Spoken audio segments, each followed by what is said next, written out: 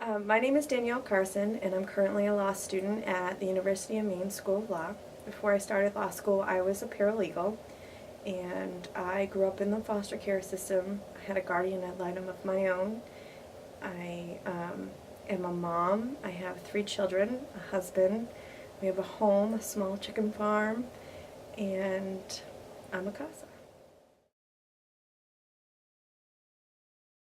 I became a CASA because I personally know what it's like to have grown up in the foster care system and how big of an impact a CASA can have on a child's life. My guardian ad litem came into my life when I was 7, when my mother went to prison, and she changed the entire direction of my life. She's the reason that I got into the area of law, why I became a paralegal and ultimately went to law school. And that's how I found out about the Maine CASA program. I had been under the impression that you had to be an attorney in order to be a guardian ad litem, and I didn't realize until Maine CASA came to the law school my first year that you could actually volunteer without being an attorney. And so as soon as I found out that I could do that, I jumped on that opportunity, and that's how I got here.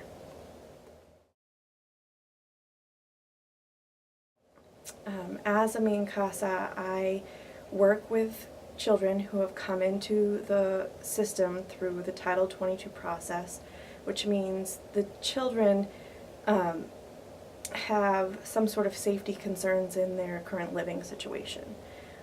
Parents might be struggling with substance abuse, there might be some sort of physical, emotional, or other type of abuse going on in the home or in a caregiver situation, and somebody has made a report to the Department of Health and Human Services that there are safety concerns for the children.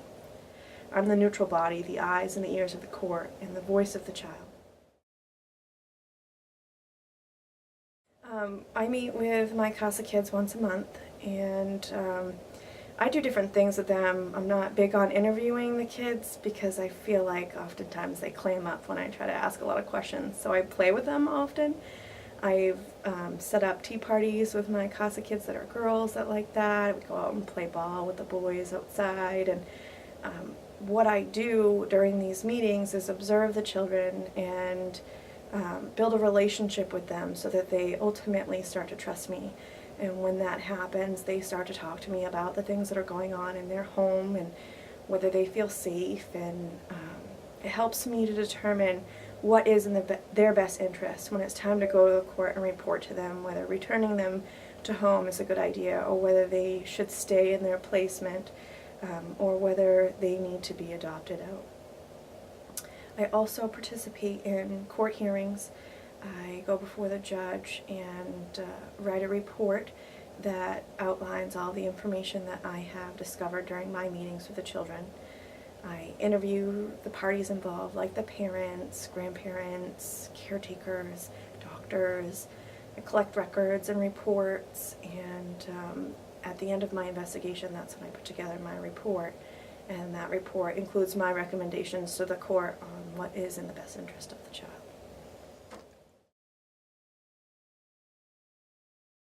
I think anybody who is passionate about children would make a good CASA.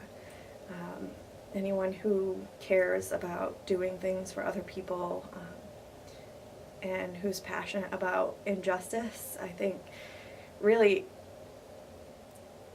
anybody could be a good CASA. My name is Danylle Carson, and I'm a Maine CASA.